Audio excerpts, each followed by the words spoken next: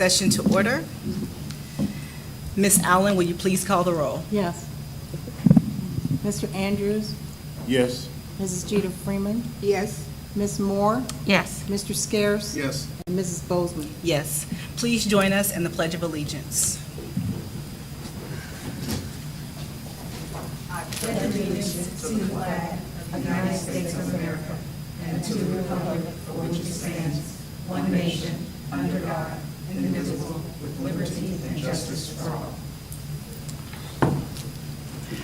We will now have the mission statement read by Jeremiah Ransom of the Trotwood-Madison High School.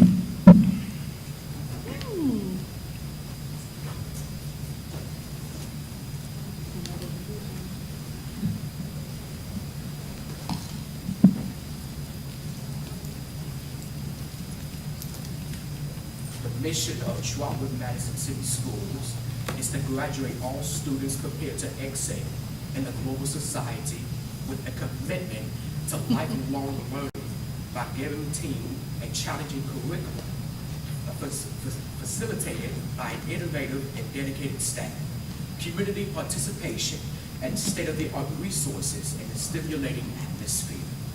All right, thank you. Thank you, Mr. Ransom. I now need a motion to adopt the agenda as printed. So moved. Second. It's been properly moved and seconded. Do we have any questions or any changes to that agenda? Yes. Okay? I would like to add the SST10 DIT assurances, and if you could put that, I think I said it'd be G. Okay, so we're going to put it under superintendent's, under superintendent report. Superintendent report, so it'd be item H under the personnel agenda? Yes. Okay, and that's what board you should have, you gave it to each board I member? gave everyone, yeah, a copy of The that. attachment, okay? And also, just one other small change. Number 6, under my, I think it's not me, there is discussion, but it was my, should be transportation discussion, not in lieu of transportation, so just transportation discussion. So where it says 6 discussion items / updates, it should just say transportation discussion. Yes. That's all I have, thank you. Treasurer's report B should be for action, not information. Treasurer's reports. Where are we? The CRA, Community Reinvestment Area. Mr. Scarce, I asked that it be for information. I know that you guys had a presentation on it, but I wanted to stick with our board protocols where we have our work session overview, and then we would vote at a regular meeting. Thank you. Are there any other changes that we need to make to this agenda? Did he have a timeline on that? Did you ask? There is not, that I know of, because, again, they were behind the Oh, 8 ball when right. they presented on 2 weeks ago, Thursday. The timeline for construction? No, I thought it was a grant that they were. No, that's not the pursuing. same thing. You're talking Okay. about the broadband. This is for the apartment complexes. or Senior the senior lofts. lofts. I thought, when I spoke to him though, I thought he was rushing because I spoke with them on behalf of MTCTC and he was needing to have it approved, but maybe that changed. He did want it approved at this meeting, but when Ms. Moore brought up that she wanted it for information, I did send him an email and said it would be voted upon on the 21st. And he, okay. And he was okay with that. But they're not the same. Exactly. Okay. Exactly. Yeah, they're two different things. Any other questions? Okay. Hearing none, Ms. Allen, will you please call the roll? Yes, Mr. Scarce, Yes. Mr. Andrews, Yes. Mrs. Jeter Freeman, Yes, Ms. Moore, Yes. and Mrs. Bozeman. Yes, so the agenda has been approved with those changes. Moving on to the presentations. Looks like we have a presentation from Student Services. It's an update presented by Ms. Tracy Mallory.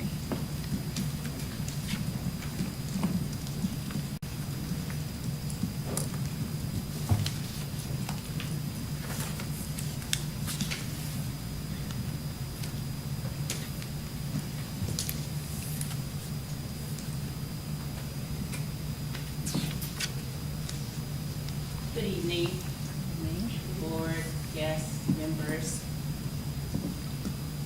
Thank you, Mr. Brenner. So, I've been asked to present, do just a presentation from the Student Services Department on just a lot of the different supports that we provide or that are available to our staff members here in Trotwood. And so I'm just going to kind of go through the slideshow if you'll indulge me. It's not too long. But of course, you know, in student services, our goals and our mission is to make sure that we are collaborating with the buildings and making sure that we're providing access to those tiered supports that our students need. And that's the academic and non-academic, social, emotional supports and their behavioral needs.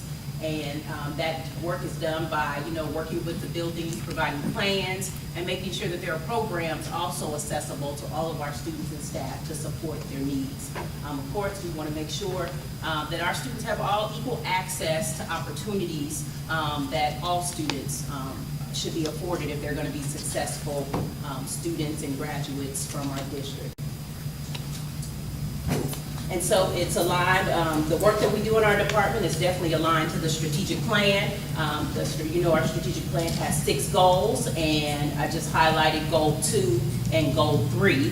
Those are the goals that specifically fall up under the Student Services Department. Again, that's goals related to non-academic and academic supports and opportunities, and also family engagement opportunities.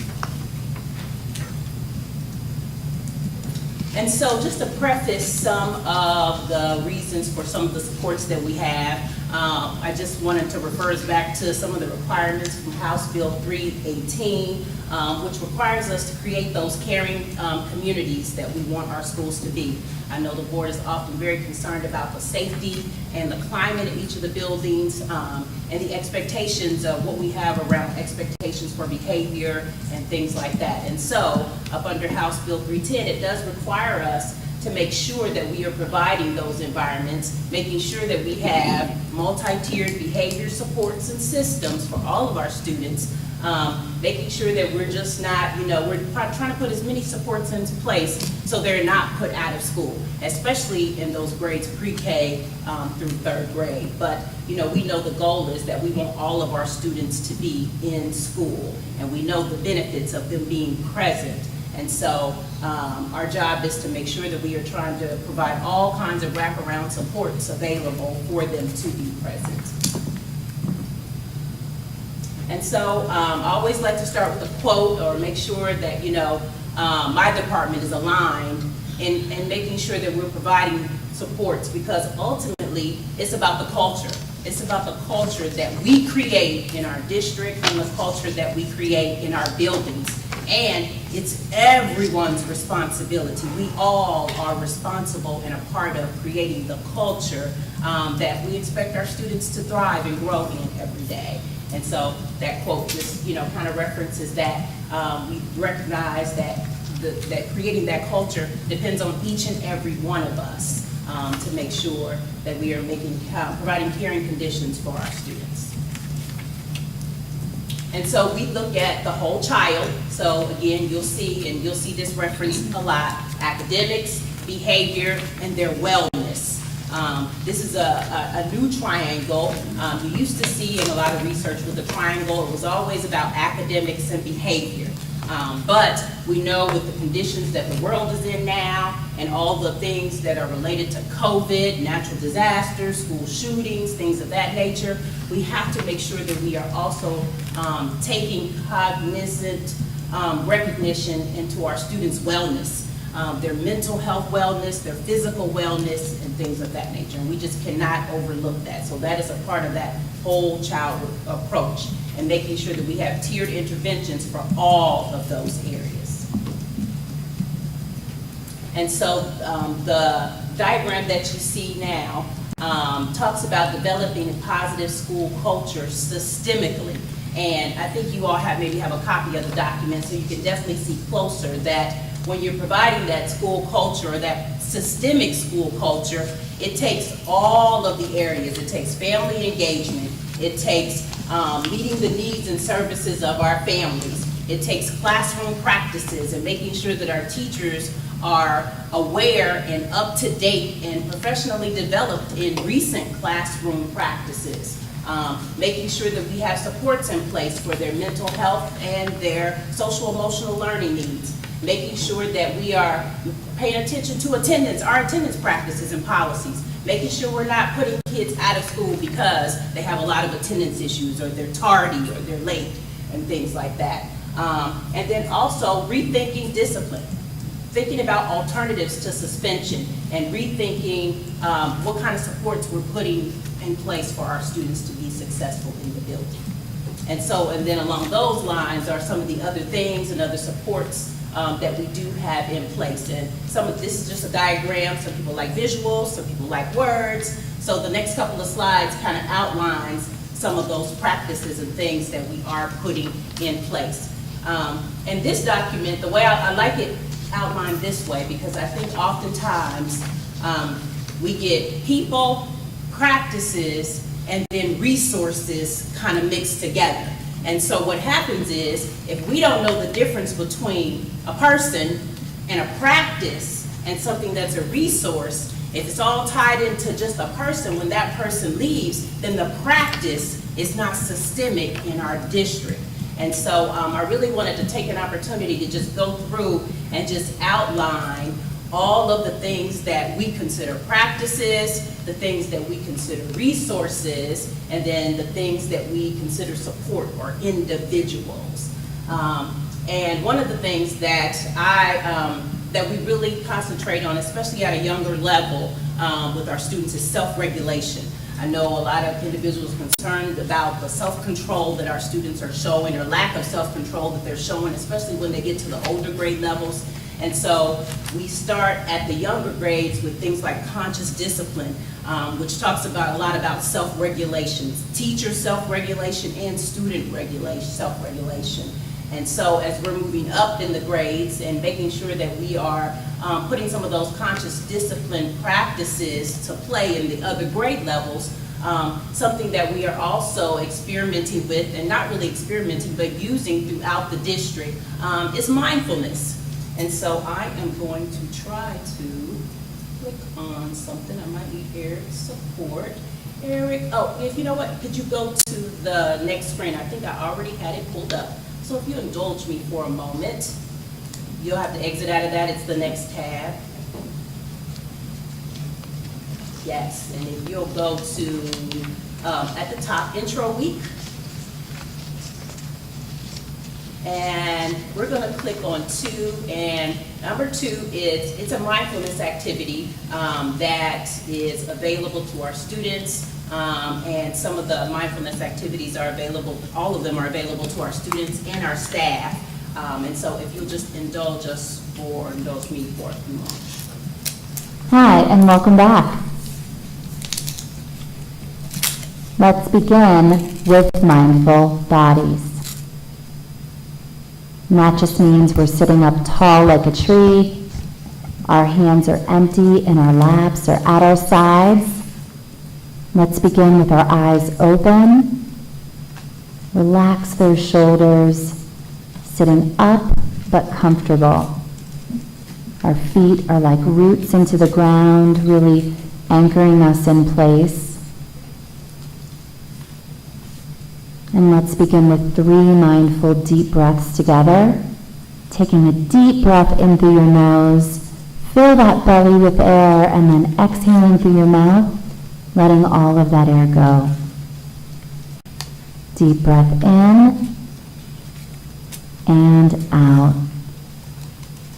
One last deep breath in together. Exhaling now. Close your eyes or look down. Whatever feels best to you. As we continue to breathe together with mindful bodies, go ahead again and place your hand on your belly. Just really follow your breath, noticing the way it rises on your inhale and falls back down on your exhale. That's all we're doing right now. We're just trying to notice our breath and really just work on our mindful breath. Breathing in through your nose, your belly fills with air. Exhaling through your mouth, that belly falls back down. Just notice your breath as you breathe.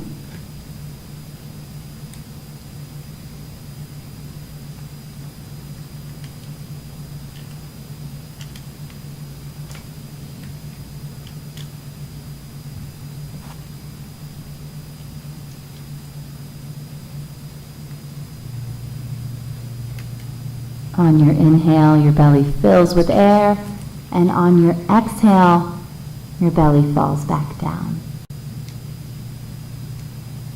Breathing in through your nose, exhaling through your mouth.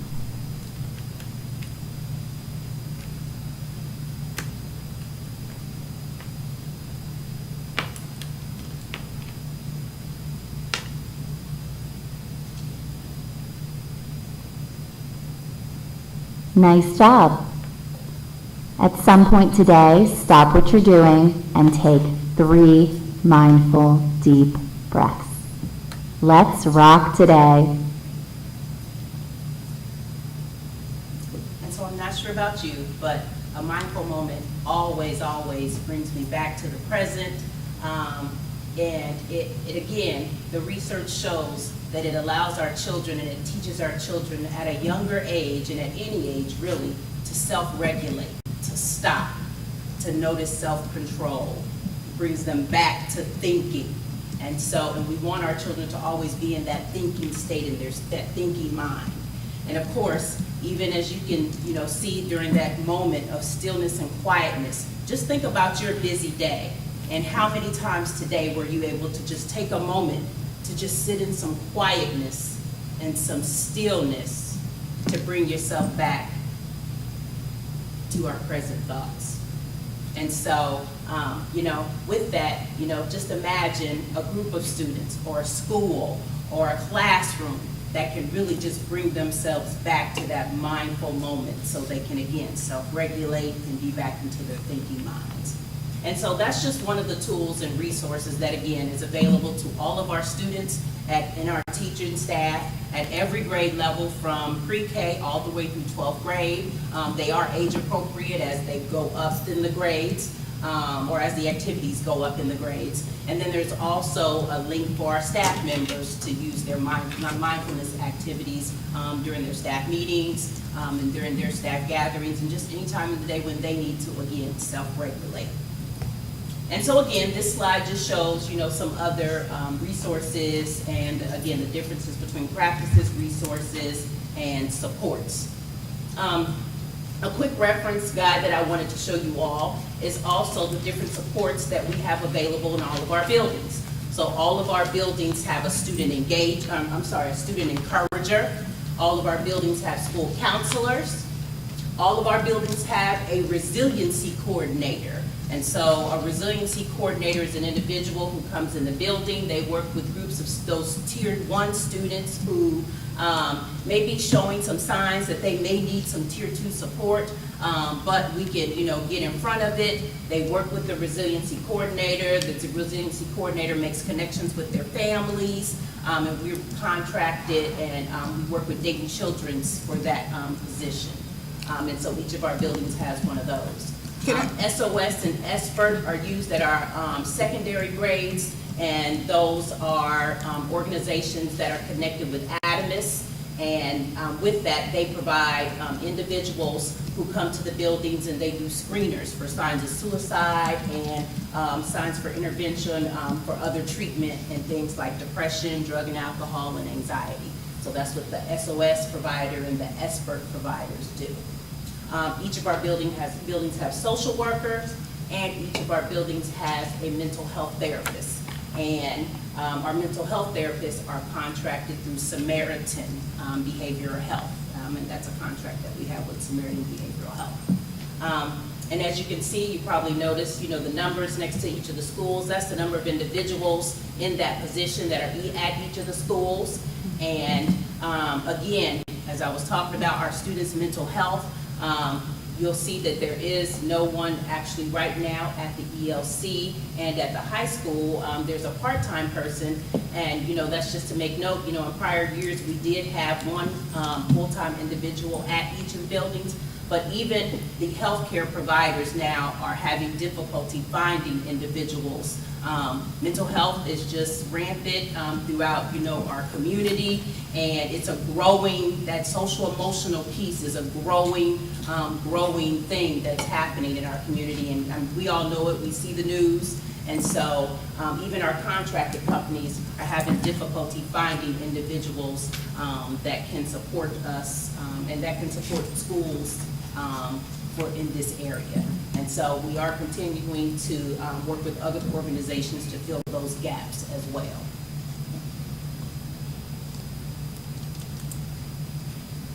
And so then the next couple of slides that you'll see are just the different programs that are also available. So I just happened to share one of our programs, which is Mindfulness, but I did want each of you to be able to have a copy of all of the programs and what grade levels all of those programs support, and the objectives of each of those different programs. I know individuals always say, we got so many programs, or maybe we don't have enough programs, but I think we have plenty of programs, and we are working with each of the schools to make sure that we're using the programs with fidelity and making sure that they're aligned to the supports that we need, making sure that we're not just having any kids in these programs, but the kids who really need the support of these programs. And so those are the programs that support mental and physical health. The next page are the programs that support the social emotional learning.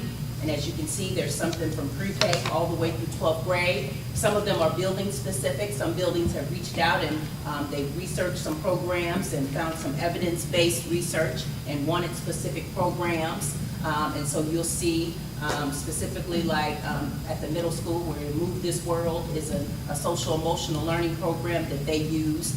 They piloted that program with a few of their teachers, and so that is something that they are using and practicing throughout their building. And so again, those are all of the social emotional learning programs that are available. And then there are some more academic support programs, behavior support programs, and then some of the assessment tools that we use. I think the next slide, I'm not sure if you all got a copy of the presentation by the time we put that slide in there, but hopefully you did. I know the superintendent always talks about student voice, and so our plan is definitely to make sure that we are looking at student voice as we are moving throughout the school year. These assessments in particular are a Terrace Metrics assessment. That's the assessment that our students take towards the beginning of the year and the end of the school year that looks at the social emotional behavior health of our students.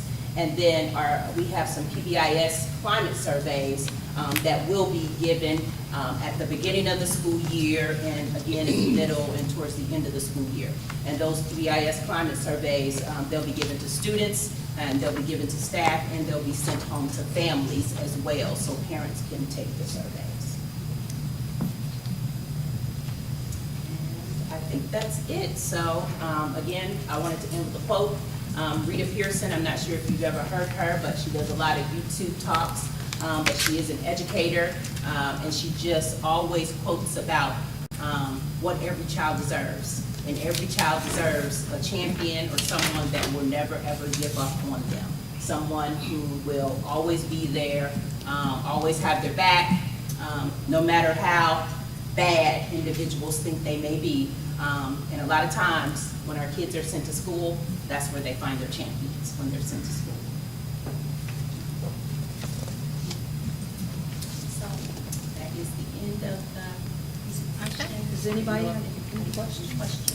If you could talk to the we had our, as you know, our DLT, District Leadership Team meeting yesterday, and in our group, the conversation was around the different tiers. So I think some families might not understand, and I don't know, maybe all the board do understand the difference between the tier 1, tier 2, 3, and 4. Right. So tier 1 supports would be supports that are available to all of our students. Every student should have access to a tier 1 support. So let's just say mindfulness. If a school decides to use the mindfulness activity that I just did with you all, some schools may decide to use that activity every day at the beginning of the day on the announcements with all of their students in the morning. That's just the expectation.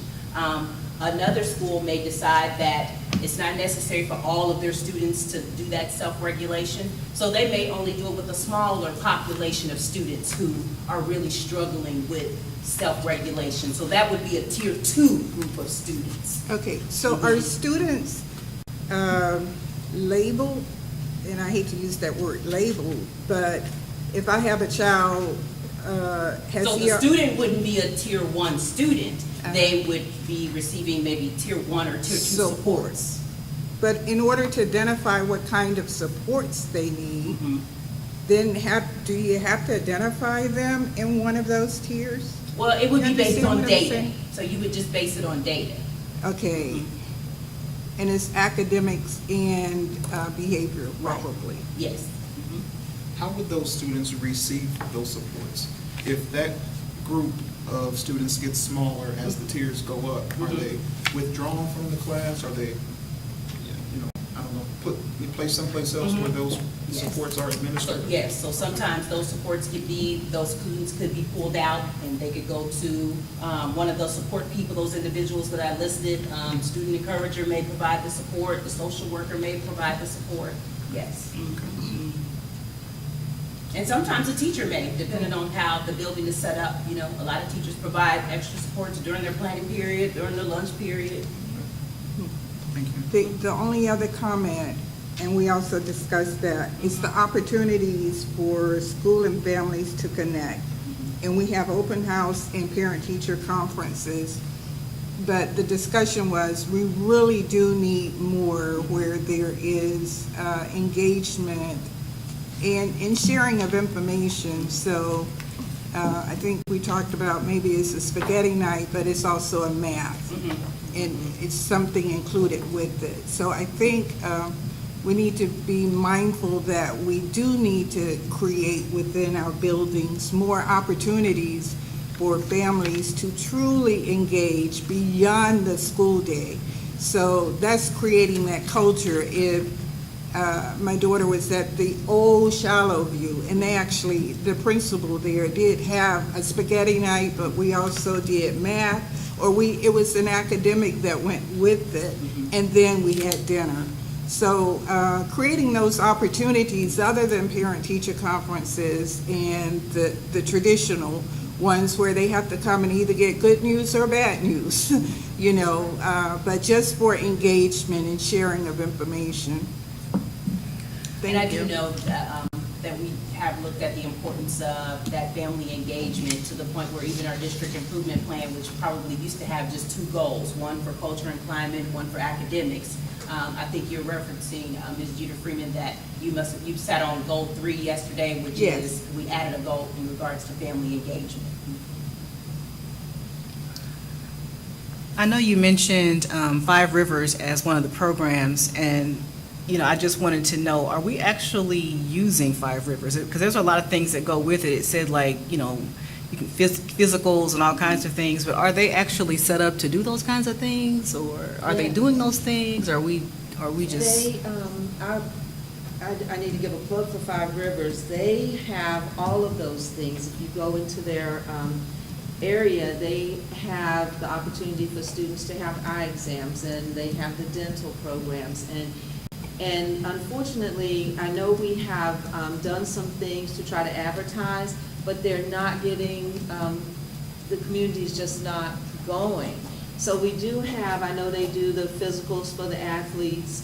I do know they get a few people to come in, but they have really cut down the amount of service that that they do like number of days, because it's not being used. So we actually sent out a message early this week, a reminder that even staff can go over there, you know, so families can go. It is an open opportunity for us, and I do think we need to use it more.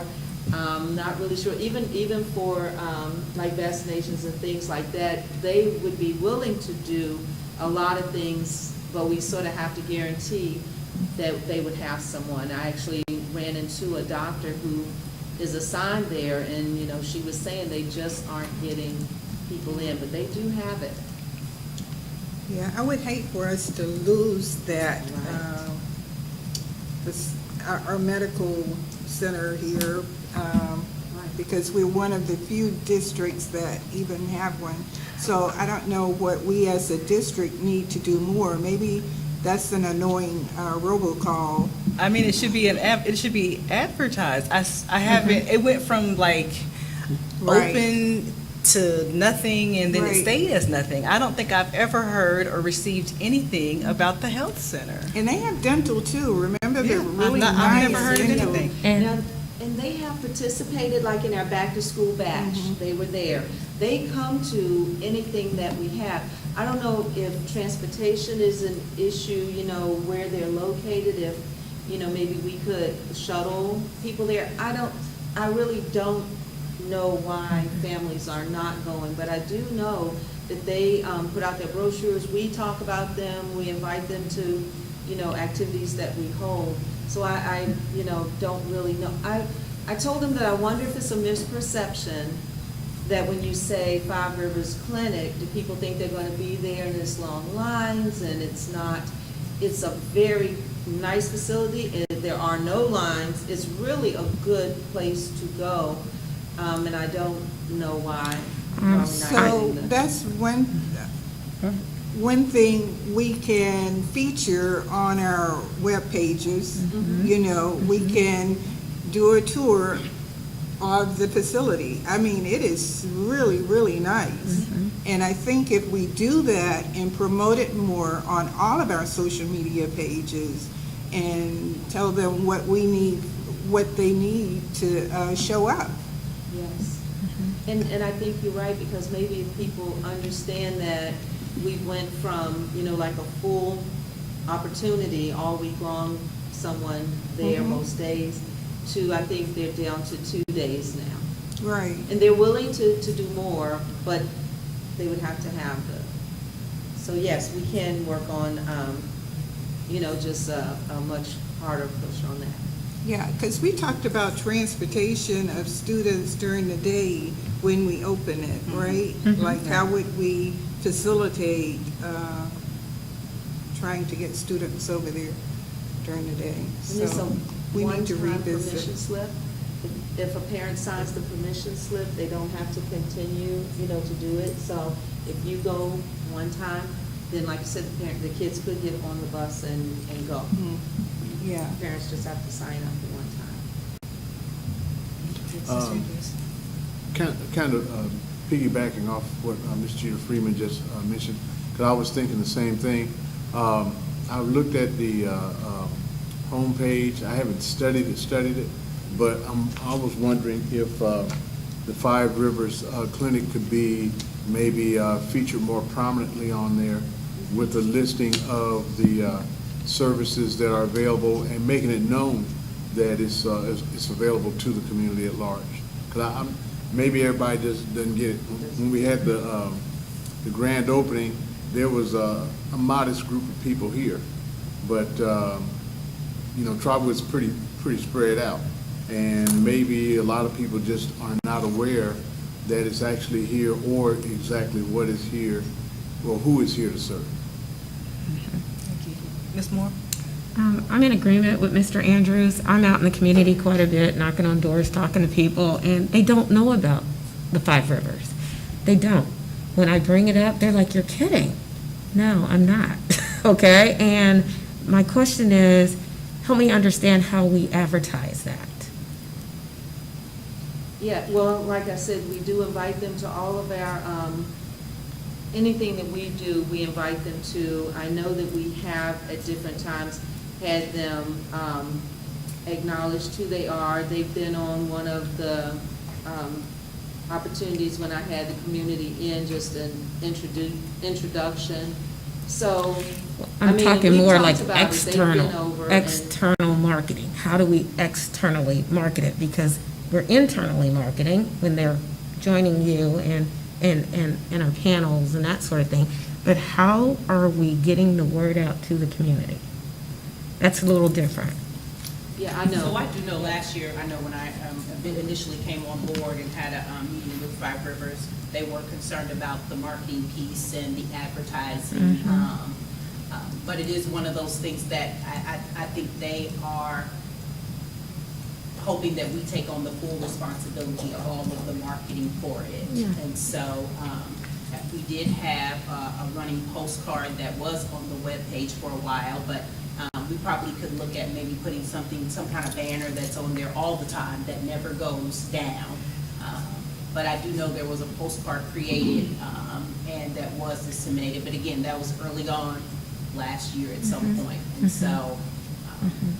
So it sounds like we need to do some marketing, like we need to do real marketing, like we do for our students when we're trying to get students enrolled, when we're trying to give information about our virtual academy, not just hit or miss, but real, robust campaign about what we have here.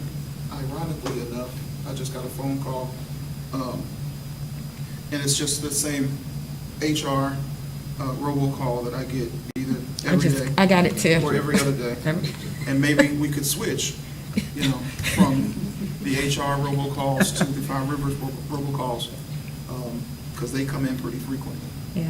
Yeah, and even, maybe some advertising on some of the local radio stations. Absolutely.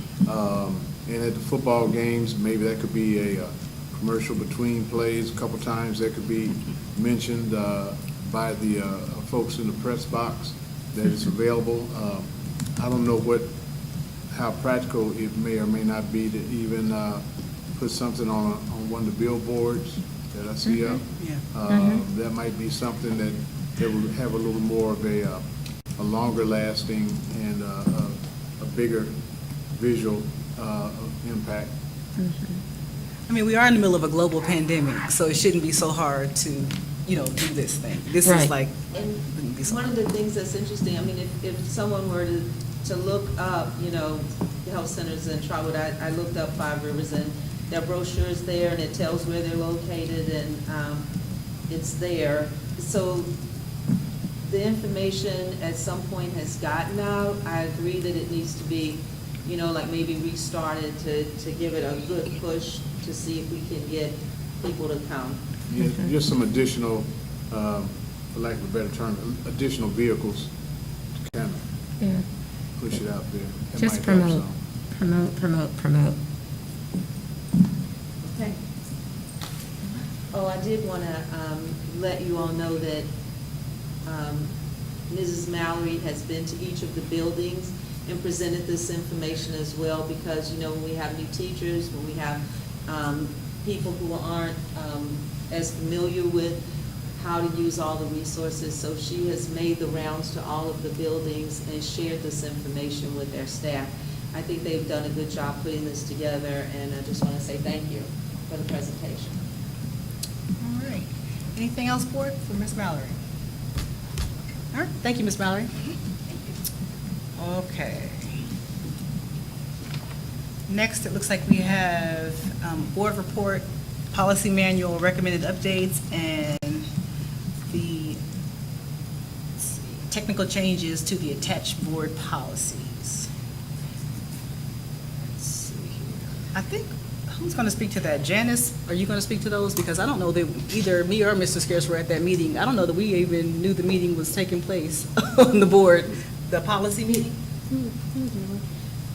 Because then you guys have a policy meeting with. Norm Burkhardt? Mhm. Yes, Yeah, so that's what this is, correct? yes. Okay, so then you would need to speak to that, because I'm not sure that we even knew Well, that that I was can- on the books. I can share with you, how this goes. Mhm. They have different different policy updates, and so this is like a fall group of policies that Mr. Burkhart shares with us, that Neola puts together, and they will make like the changes that are recommended through them. So we went through, and as you can see, it's a huge amount of policies. If you would like to, because they are on there, I know No, I Neil was probably on that, would- I was on that call. Were you on the call? Yeah. Okay. Were you? And it Okay. was just a fall update like we normally do. Slight wording based off Right. any past legislation or any recommendations via law. So it wasn't anything major that, would be concerning by any means. It's just a normal fall update, which we've done every year. So it talked about just teacher evaluations, just some changes in words. Yeah, teacher evaluation did require a meeting with TMEA, and there were just some, like you could have a choice of different things, like so you'll do it A or B, that type of thing. So they had a group that met and went through those policies, so that's why that was sort of set out separate. Those changes were agreed upon between TMEA and administration, and so that is the policy that we've come up with for OTES 2.0. And that was the way that we were required to do it in collaboration with our TMEA group, so. And then the affirmation of technical changes, that is, I believe on each of those is basically changing from Dr. Davis to Ella. Ella, Jordan Isaac. That was the technical change in the policies that required their names on. So we'll make this our first read-through of these policies. Yeah, So we the things probably, that, yes. go ahead. So these, a lot of these, it looks like the last change was what, 2018? And then we're looking at, no, one was actually 2001. Yeah, some were 2015, 2000, so some haven't been addressed, but as Mr. Scarce said, what they do is if there's a change in the law that necessitates a change, even if it's something minor, then he shares it with us. Okay, so we'll take a look at those. That's our first read-through of those. Moving on to treasurer's report. Yes, I had a couple items this evening. 4A is the approval of minutes for the September 2nd, 2021, and the September 16th, 2021 minutes. As I was looking through the minutes, I did see I don't know if it's a typo, but at the beginning of September 2nd, it says members present with nothing and meeting called to order at 5:09 p.m. So that just needs to be deleted. So that will be updated, and then when it comes back for your approval at the on October 21st, that will be updated, because the meeting started at 5:30, and that's under opening. So I'm not sure where that came from. So I just noticed that while I was looking at the meeting minutes. And the second item I had was the community reinvestment tax abatement. Chad Downing did give a presentation a couple weeks ago and explained technically in terms of how much the tax abatement would be. It's 75% a tax abatement, and it's for a senior housing complex that is on, I think it's 702 North Main Street. So he did present to us a more, I guess, detailed resolution in terms of that particular community reinvestment abatement agreement. So that's what you have in front of you. And so along with us, the Miami Valley Career Technical Center is named as one of the parties as well. Thank you. And that's all I have this evening. Gotcha. Next, we have item 5, which is superintendent's report. Okay, and I would like to start with approval of the Westwood Village Playscape project quote. We are asking for action tonight, and that's because we have voted for the other Playscapes a couple of months ago, and So now we're at the point where things are starting to come in and we can get this done at the same time. So that's why we did ask for that to happen tonight. So we have the documents and it shows what things will look like. I believe it says here, I'm submitting this request, and this is from Mr. Howard, to approval not to exceed $85,000. The additional funds over the estimate of built-in for ancillary cost, because the grand total was $77,796.45. Are there any questions about this one? Okay, I need a motion to approve the Westwood Playscape project quote. So moved. I'll second. It's been properly moved and seconded. Are there any questions about this particular project? Now, this particular one, we've already talked about it before. We've talked about it before, along with the ELC. Yeah.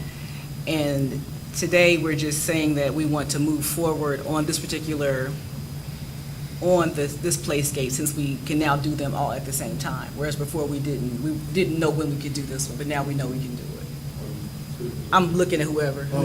Yes. Okay, you mind if I speak to that? Yes, you may take Yeah, that. once the bids, quotes, proposals came back, we did not receive Westwood at the same time we received the ELC and Madison Park.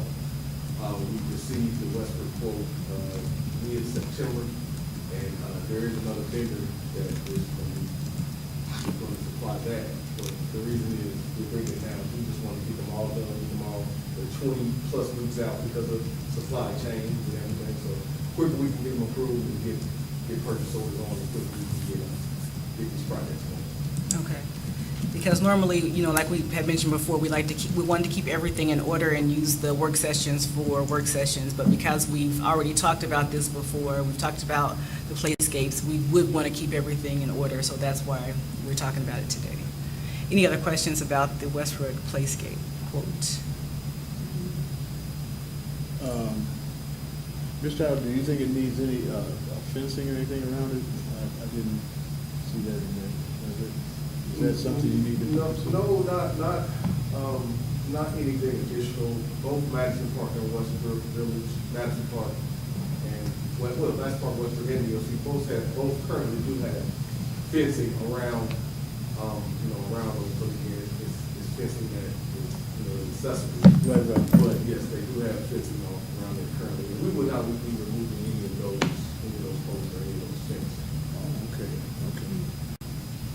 It's just the actual plate structure that will be totally removed, new mulch, new steel, new posts, Okay. new everything.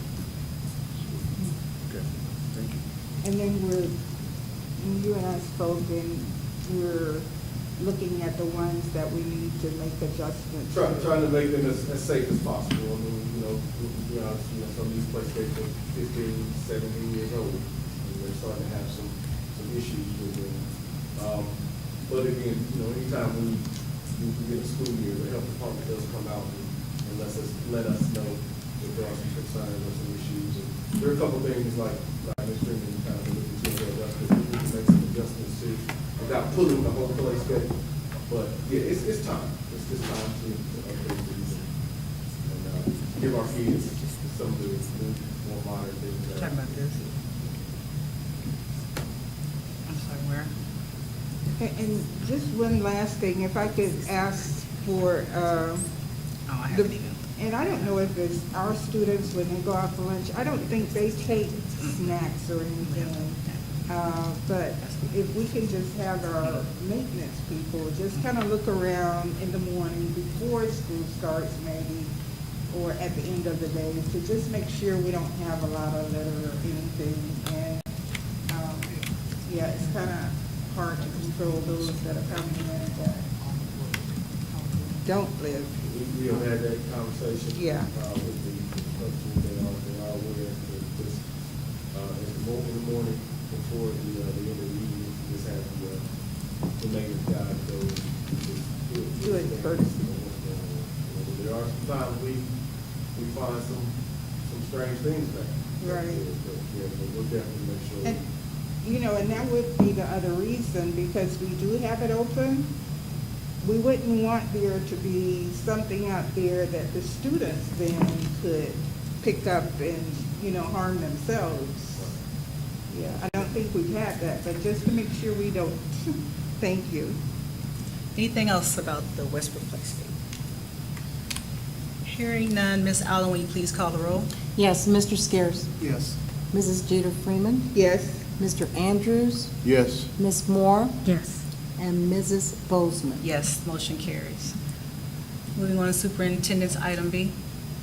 Okay, this is for approval of the Trotwood-Madison High School Student Activity Purpose Statement and Budget for High School Muse Machine, vocal, singers, National Honor Society, Class of 2022, and Student Government. And this is all for information. Yes, it's for information. I do have a thought on that, I'm sorry? a suggestion. Mhm. You know, we want to have our students involved, right? We want to engage them. So can we start to have some of these groups where the students are coming to tell us what they're doing? Just to give us a short presentation, or, so we can see the students behind the programs. Yes, for sure we could do that. Yeah. So a lot more of the student in it more than anything Yeah. else. Yeah.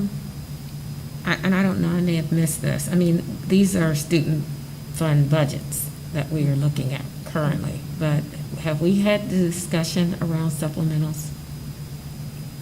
Because I've been out, so I didn't know. Okay, maybe that would be something at our retreat. Okay, thank you. I was just at a, not but you know, like a Zoom meeting that I was attending about 2 weeks ago.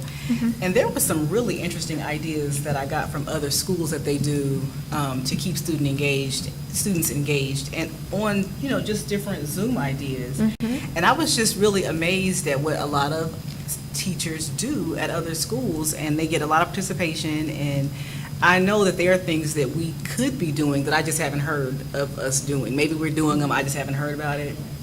But I would love for us to be doing them, and if we are doing them, I'd love for us to hear about us doing them. Yes. So, you know, one of them, and maybe we're doing them. You know how you have those adults do those paint parties with wine? Yeah. Yeah, they didn't have the wine, but it was like kids who did that, you know, like, but, you know, just the online, they had all the supplies sent to their houses and or wherever, and they did the paint party, and they did it for Black History Month. I mean, it was really, really nice. And, I mean, we could be doing those kinds of things too, but I just haven't heard about it. And so I'd like to hear about those kinds of things if we're doing them, to keep students engaged. So, and we could be doing them. No question. I will have more of our things presented. I actually had a meeting today with my principals, and I was looking to share information with you all, and when I went into the information that they share with their parents, so many really neat activities are happening. They have been requesting, and we've been busy, so to be fair to everybody, it's really been a lot going on. But I have asked the principals to start to share with Allerton Hill those types of things that are happening in their building, because they want to put them out there for everyone to see. And it is a lot to show. I mean, I was, like I said, just pleasantly surprised at how easy it was for me to find things by going into Parent Square and looking. So our teachers are doing a lot of really cool things, and I'm sure there are other activities such as what you've mentioned. I don't know if anybody has done that. I won't tell whether or not I've done it with the wine, but It was, you know, they were it doing is a some fun nice things. activity. Yeah, they were doing some really neat activities, and so. And I have started to see more engagement of, within the classrooms on Facebook, so Yeah. that has been good to see. Getting out there. So again, this was just information to that. Okay. Item C, the approval of the Virtual Academy Mentors Agreement. Okay. So I just wanted to let you know that we are working through, at this point, we're working through the ESC to fund our virtual academy mentors, at least they hired them, and we have 2 currently. I told you, I think maybe in my updates, that we really do need to grow this program, so that will be happening, and so we will have to look at how we hire, how we post for these positions, how we ultimately hire, and how we pay these positions. But as I've shared with you before, we had no idea how quickly this program would grow, how fast we needed to make some moves in this area. And so we did enter into this service agreement that will last for these 2 employees until we either develop something else as we are bringing on more people or through this school year. Any questions about that, board? I was just, not necessarily a question, but just to kind of keep it in the forefront of our minds about the separate location at some point for the virtual academy, so it stands out a little bit from, I don't know what the right terminology would be, just so it kind of stands out a little bit. The conversation about, around the virtual academy when we were first discussing it was that it was going to be, someplace to help beautify some of the, a lot of the building and construction that's going on Main Street, and so it stands out a bit like a separate school. So I just kind of want to, so that stays in the forefront of our minds with it growing so quickly. Yeah.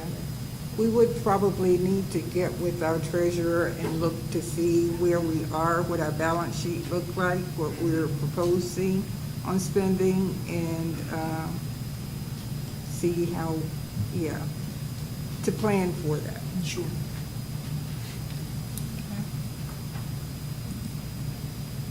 Okay, sounds good. Anything else on Virtual Academy? Okay, moving on to item D. Approval of Transit Safety Solution System. Yes.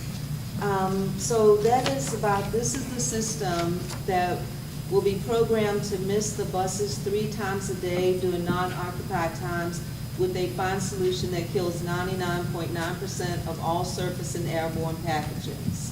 So that's what this proposal is about, what we're asking to be able to do.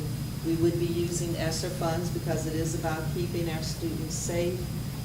If you look on the second page, it shows that the cost for this, for 34 buses installed with Transit Mist, would be $79,050.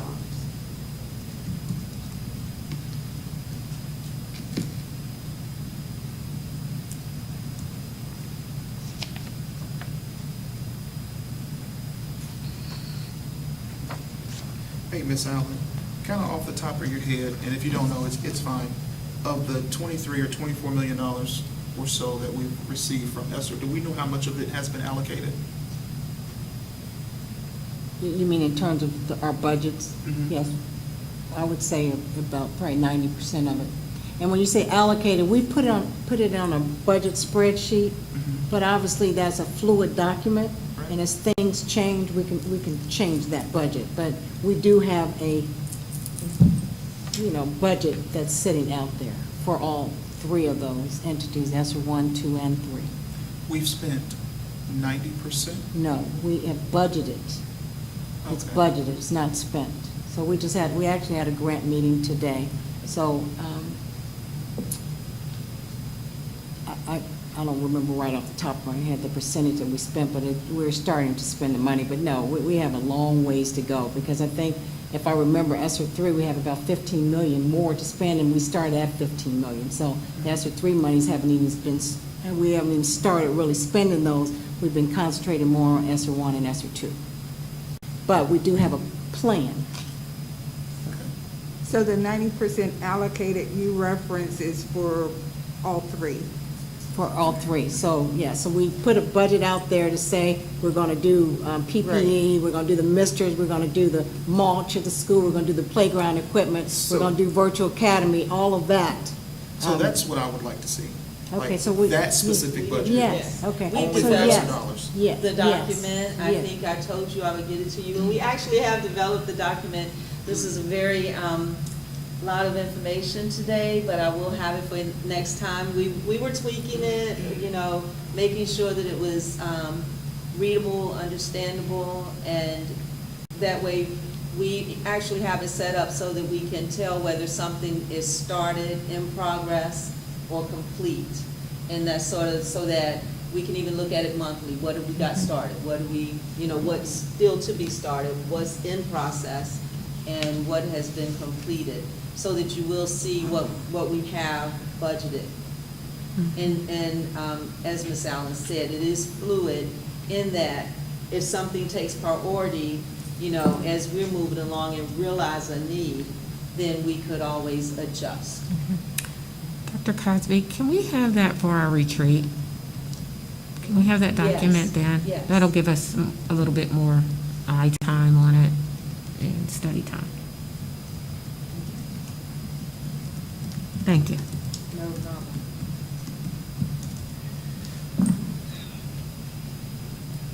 Ready for item E? I have a question about this mister. So because I'm just looking at it now. So they just, so this gets sprayed like every day on, at the end of the day or I think we're something? gonna let Mr. Howard, my expert, answer that. I'm just looking at these pictures. I can just, I mean, how they're like on the back of the seat. I could just see a kid like messing with that mister.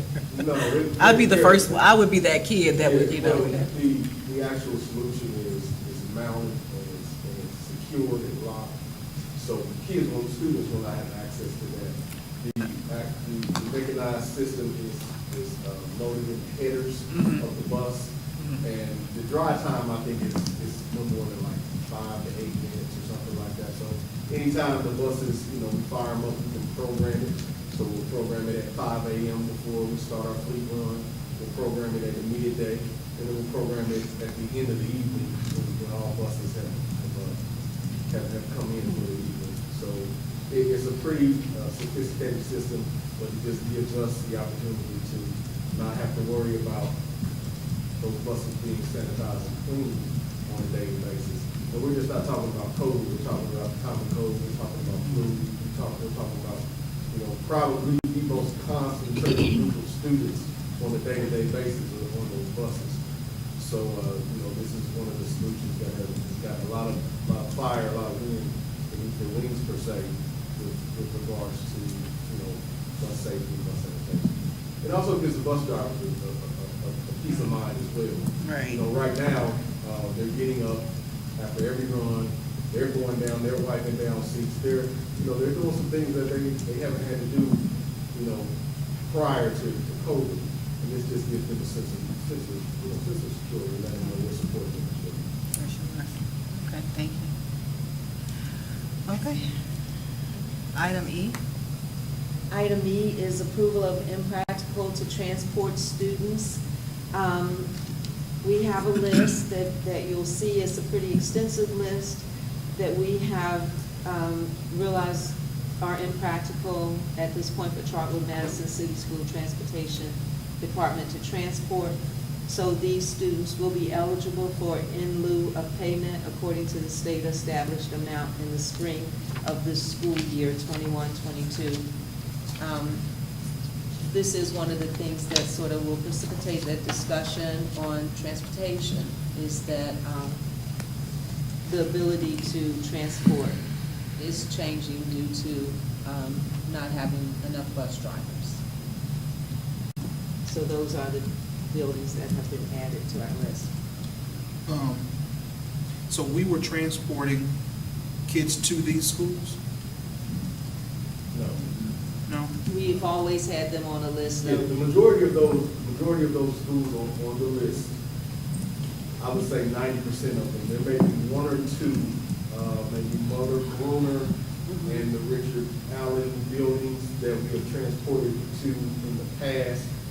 The majority of those schools, those are your onesies and twosies. When I say onesies or twosies, one student or two students that attend. And we just, it's just not economically feasible or feasible for us to transport one student. So they've been declared impractical in the past. We haven't seen this list in 2 years because of what we've been going through. But for the most part, the majority of those buildings are buildings that we have not transported to. And the state requires us every year to declare them impractical, just as a procedural process. That was all. But there are some additional ones on there this year that we've added because of our transportation. Well, I don't even know if it would be, at least for me, for a transportation issue. I mean, I understand linguistically it probably has to be, but if they decide to pull their kids from our district, why would we transport them? Well, the state requires us to transport them based upon the funds that we receive on a yearly basis for transportation. Oh, well, maybe that seems impractical too. You said that, Mr. Smith. I did. That sounds really impractical. But the funds that we get as the process for that, they, at the end of the year, can come back, and if you remember, every spring, I bring you an in lieu of list. And those are the students that are students in the district that are declaring in lieu of because of our inability to transport. Well, And you it's- know, Oh, go ahead, I'm sorry. now that the state is directly giving their money to them, we're not a pass-through anymore, we shouldn't be required to do the transportation as well. They now get their own funding separate from us. We don't know how much or anything anymore. So, yeah, they can transport their own students. Not exactly the I know, transportation. not Oh, yet. yeah. Well, Ms. Freeman, it's impractical. I for us agree to with you. transport I those agree with students. Is there anyone else that can be, are there any other districts or schools that can be added to this list? Not that, that's a pretty extensive list, not that I'm aware of. Right now, with our situation, I believe there are only about 5 or 6 we're transporting them to, and two of them are in district, so we just drop them off on our regular route. But that does save the district money on the back end with those kids not being able to declare in lieu of, and we do not have to pay those students.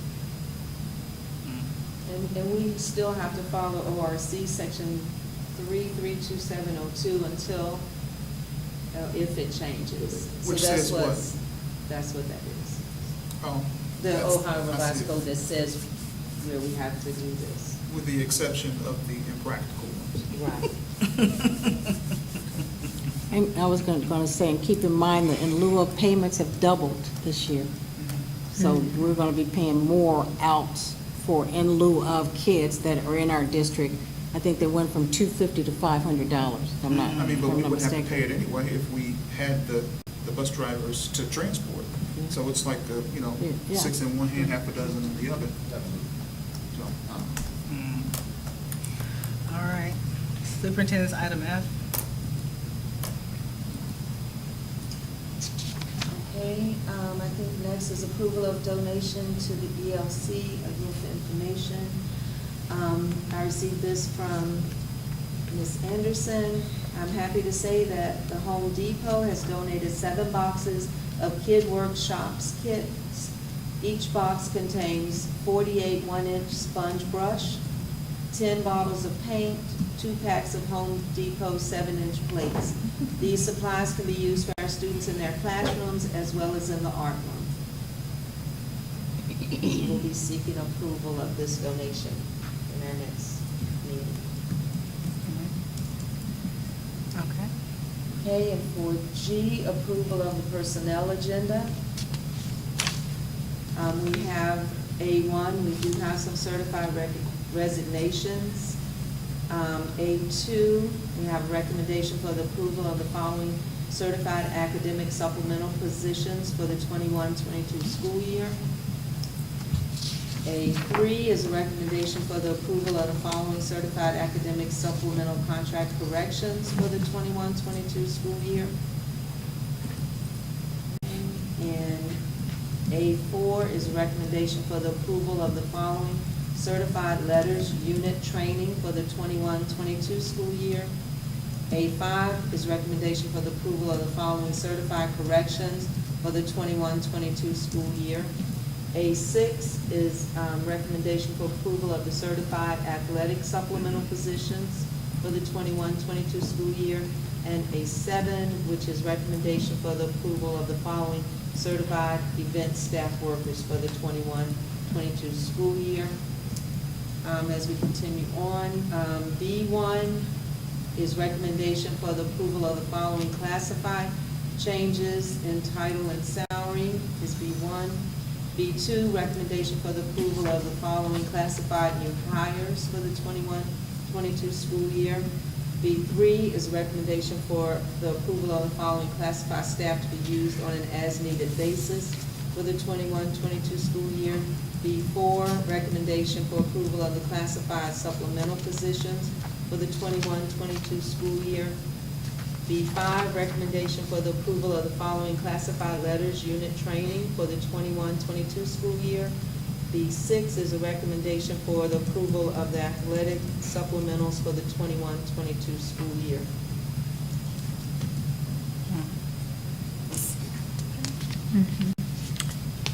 I have a question. Any questions? Okay. I'm just curious, how do we determine how many BLT members are necessary in a building? I mean, is that a ratio? I know like in the board office, there's 8. In the high school, there's 10. I'm just curious, how does that number compute to student ratio or work or Would what? you like to address that for me, Mr. Warner? This year, we determined that there were 8. Can't hear you. Yeah, we can't hear you at all. I'm just curious. Hi. This year, I believe that we determined there was 8 at elementary, 10 at secondary. Okay. How is that determined though? We determined that, at the elementary level, that we have two leads at each grade level, a special education person.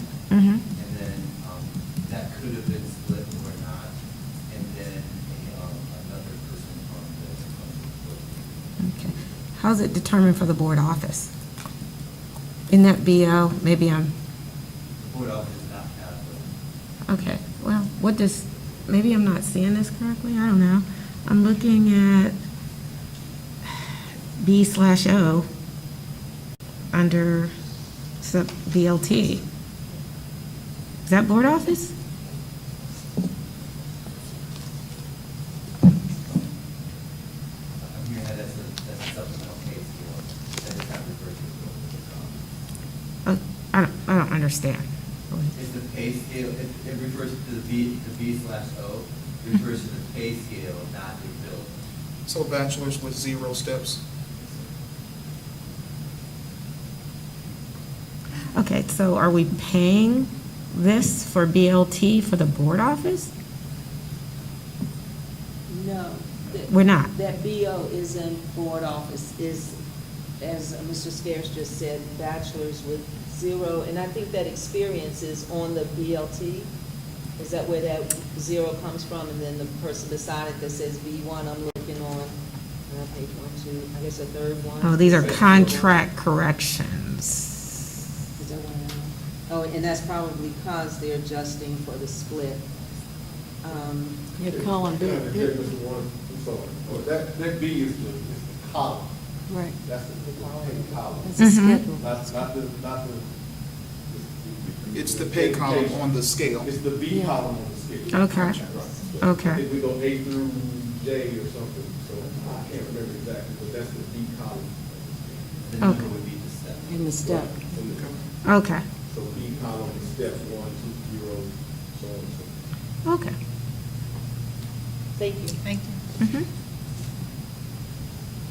It's a little bit. Any other questions about the personnel agenda? Okay. And then item H was this item, the. Right, everyone should have received this, says DIT-10, that's the state support team, and Trotwood-Madison City Schools Implementation Science District Improvement Teams. So this is for information today, but it is the assurances of what the SST will do and what we will do as people who are members of the DIT team. And what I wanted to draw your attention to is on the second page, Region 10 Support Team Assurances. Number 4 is they're providing the funding to the district to support the district team to build and implement the infrastructure and complete assurances noted below. So the state support team will be providing funding for members of the DIT as long as the DIT does these 7 things that are listed. It is going to require a lot of work outside of the school day, a lot of meetings, a lot of things that the teachers who are selected, the people, the administrators, whoever is selected to be on this team will be doing a lot of work, and the SST 10 is providing that money.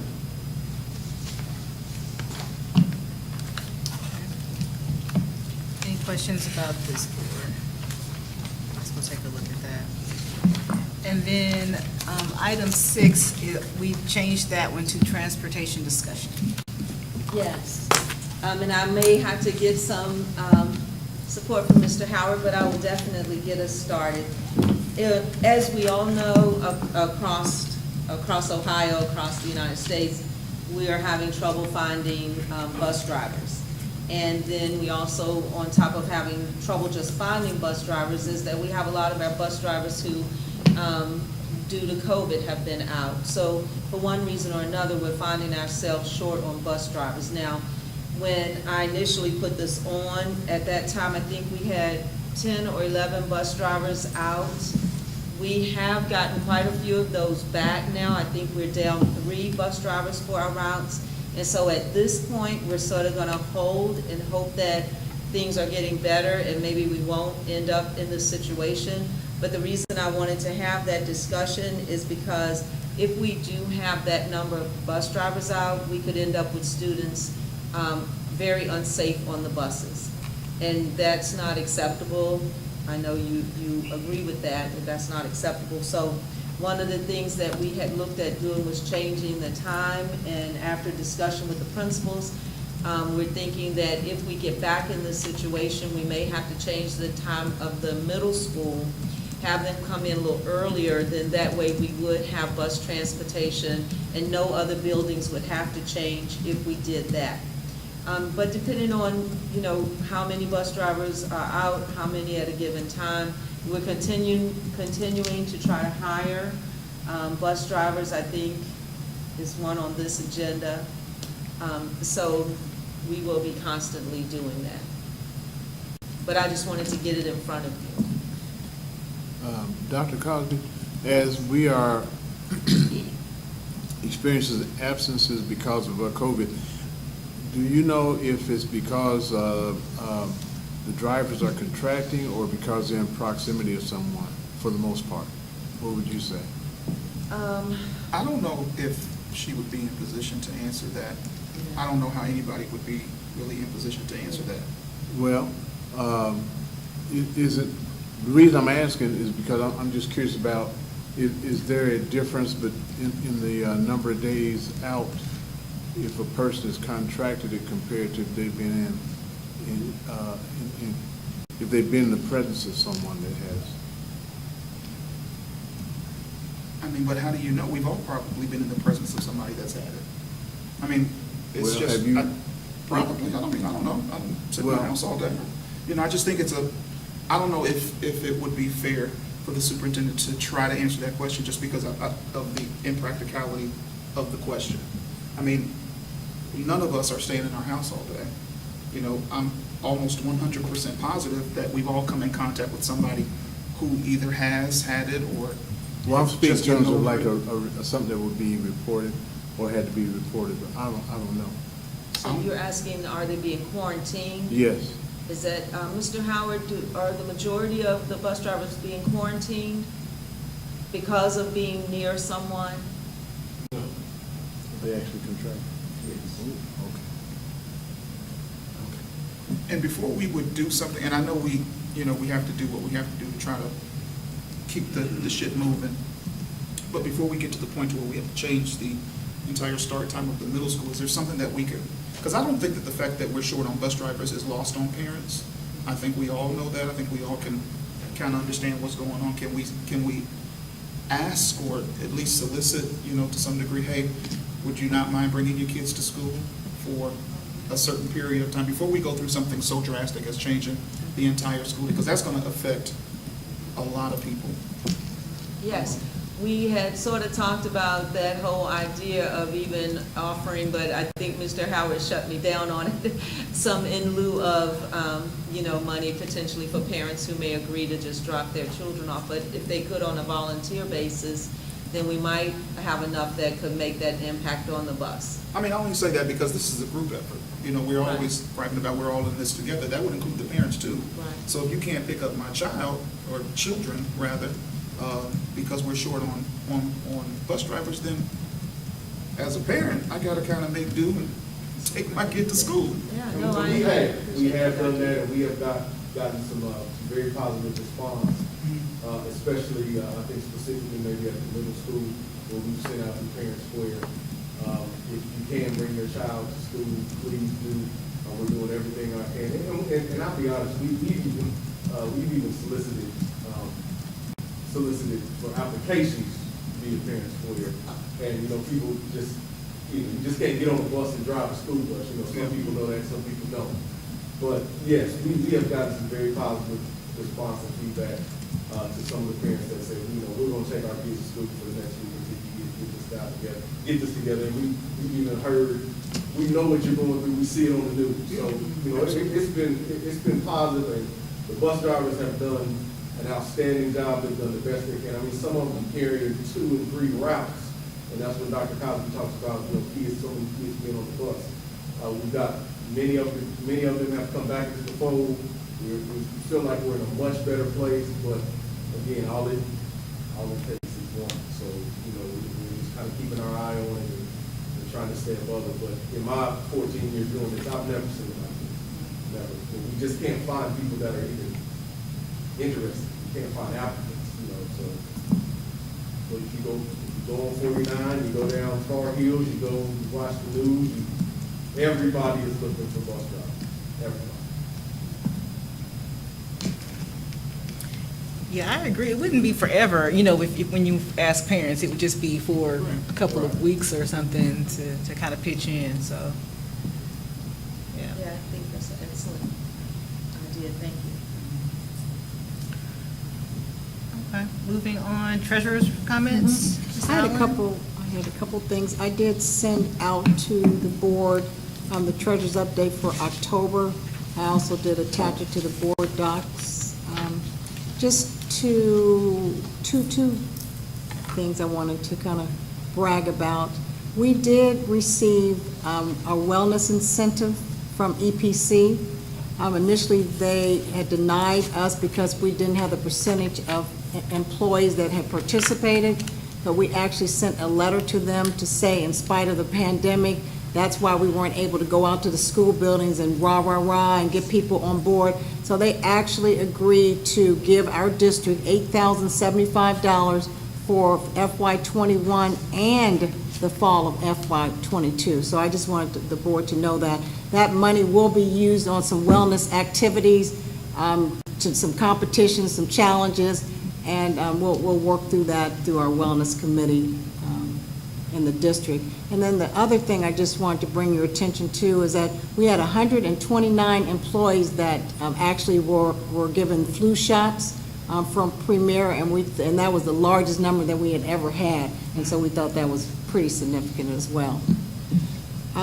Just an FYI, I just wanted to let the board know that Yelena and myself have been working very diligently to make sure that the board members, their travel arrangements have been secured. And so just several things, board retreat, I'm not sure if you were going to talk about this, Mr. Scares. We have secured those arrangements for Friday, October 15th and Saturday, October 16th. for the Ohio School Boards Conference that starts Sunday night through Tuesday. We have secured the registrations and reservations for Mr. Scares, Mrs. Jeter Freeman, the superintendent, and myself for that. And then for NAFC, that starts Wednesday, November 9th through the 14th in Los Angeles, California, we have made reservations and registration arrangements for Board Member Moore and Scares. I also added on here that the NSBA, I got, and I'm not sure if you guys got this indication today, that the NSBA will be in San Diego April 2nd through the 4th, so you guys need to let myself and/or Yelena know if you want to attend, and that probably will start opening up probably, I would think, around December in terms of the registrations and then reservations for hotels. Thank you. And that's all I had this evening.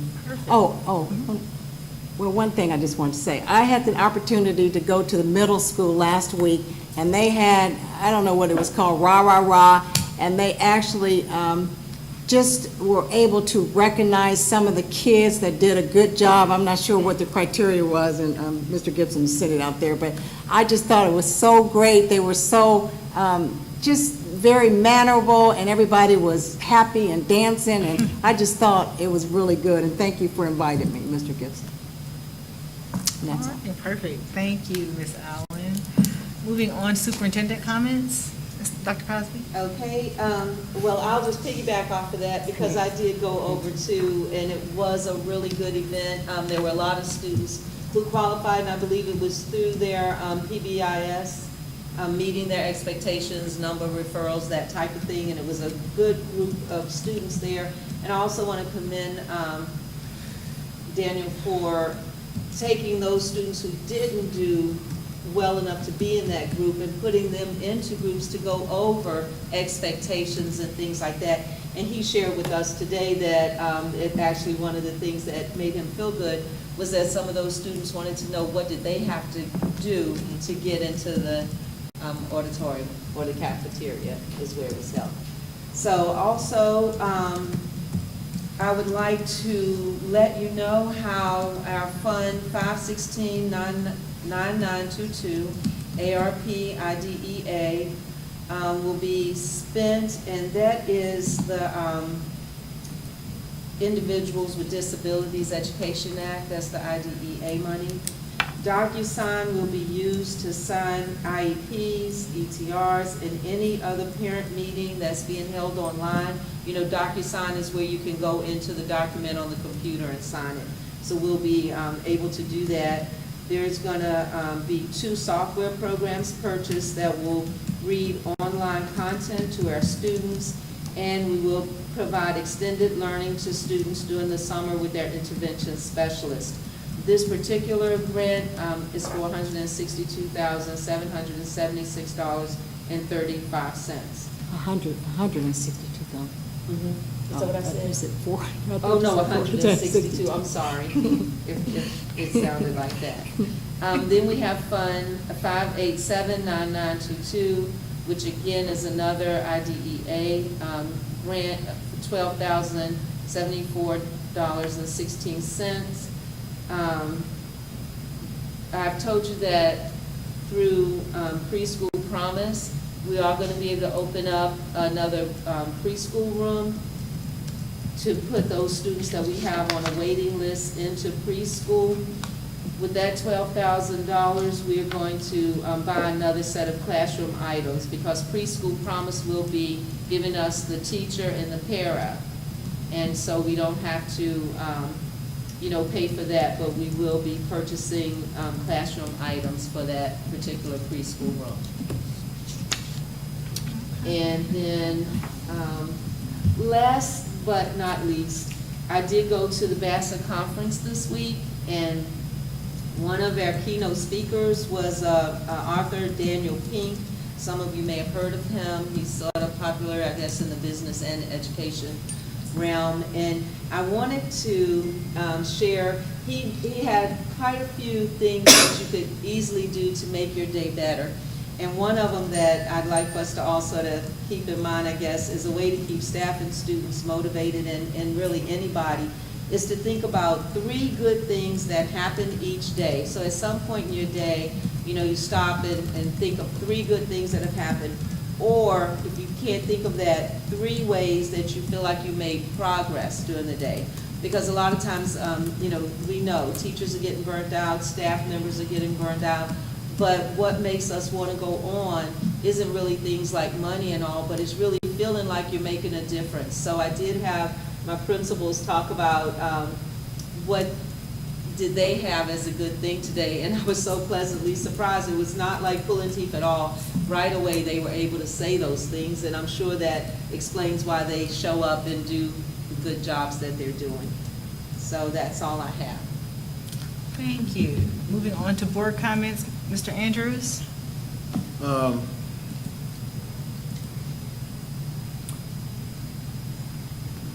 I have, of course, I attend most of the football games. And, well, no. I have noticed the last few games a much more positive and settled kind of an atmosphere. And it's been very, very good to see. People kind of comporting themselves a lot better and that kind of thing. And the band made their appearance, and it's very small, but they're very precise and they're well schooled, and they did a really nice job. I did. Thank you. Ms. Jeter Freeman, comments? Nothing tonight. Oh, okay. Ms. Moore, comments? No, I'm happy to be back. Okay. A lot of stuff going on. Glad to have you back. Thank you. Thank you very much. Mr. Scarce, comments? I need, if Mr. Andrews and Ms. Moore could email me just some discussion items for the retreat so we can finalize the agenda. Just between now and maybe Tuesday. You just send me some things you want to discuss and talk about. And I don't know if anyone remembers her or not, but she was a principal at Olive Hill, Miss Lucille Hobbs, long time face in the district. She passed away today. She was also, her and her husband pastored Canaan Baptist Church for a period of time. And if you knew her, there was only one Lucille Hobbs. So just, pray for her family and keep them lifted. But that is all I have. Thank you.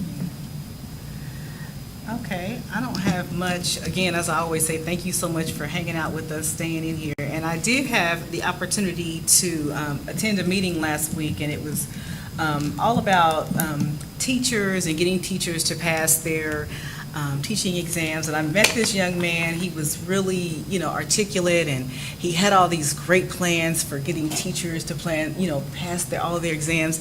And I said, well, can I, it was a Zoom, so I sent him an instant message. Can I get your information to pass it along to our superintendent? I'm on the board of Trotwood. He goes, I know your superintendent very well, is what he says. It was her son. I don't know why he didn't just say, that's my mama. He didn't say that. He just said, oh, I know your superintendent very well. Well, his name was on there. Why, Eric Cosby, are you related to Bill Cosby? I mean, everybody's name is Cosby. His name is Dr. Cosby too. Dr. Bill Cosby, Dr. Reva Cosby. So, he called me and he said, do you know someone named Myra Bozeman? I'm like, yeah. We were in our meeting, I think, when my son called. He was like, I know her very Jeter well. Freeman. He never did say that's my mama. I had to wait to talk to her. And then she said, she still didn't say it. I said, did you see my son in the band? He was the only one that played the tuba. And she said, oh, well, you met my son too. I'm like, why y'all keeping it a secret? What's this? What is this? But anyway, he had so many great ideas, and I just thought, oh yeah, I have to get your information to pass it on. So he was really great. He has a lot of good information that I wanted to pass on. So with that, we're going to move into executive session to discuss the details relative to the security arrangements and emergency response protocols for a public body or a public office per ORC 121.22 G6, and to consider the appointment, dismissal, promotion, demotion, or compensation of a public employee or official, or the investigation of charges or complaints against a public employee, official, licensee, or regulated individual per BOE Policy 0166 and ORC 121.22G1, and official action may be taken. I need a motion. So moved. Is there a second? Second. It's been properly moved and seconded. Are there any questions? Ms. Allen, will you please call the roll? Yes. Mr. Scarce? Yes. Mr. Andrews? Yes. Mrs. Jeter Freeman? Yes, Ms. Moore? Yes. And Mrs. Bozeman? Yes, motion carries, and as I mentioned, official action may be taken. It is now 7:05. All right.